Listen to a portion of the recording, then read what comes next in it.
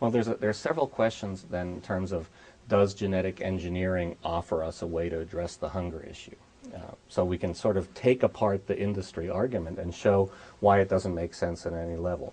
First, they say we need to produce more food. That's patently wrong. Right now we're producing too much food, driving food prices down, crop prices down, and farmers into poverty, generating poverty and hunger in rural areas throughout the world. In fact, what we need to do is control overproduction, especially in the United States and Europe, so that poor farmers around the world can get fair prices for what they produce. So the first part of their argument, we can debunk that. We don't need to produce more food now.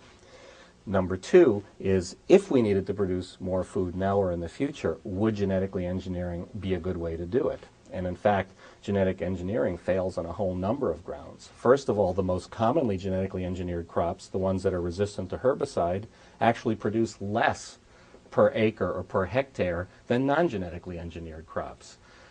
On the other hand, those that have their own pesticide in them, that's the second most common category of genetically engineered crops, produce a very slight advantage in productivity, but one which is lost after a few years as pests overcome the pesticide that's incorporated in the crop. So neither way, and certainly averaging it all out in the wash, is there any increased productivity to be expected from these crops.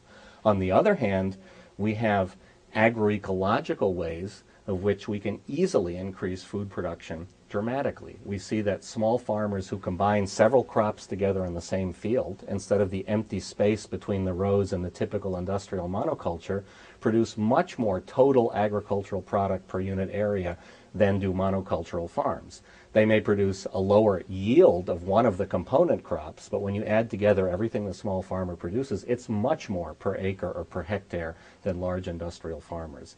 And it's a way better way, should we need to produce more food in the future, to do it than through genetic engineering.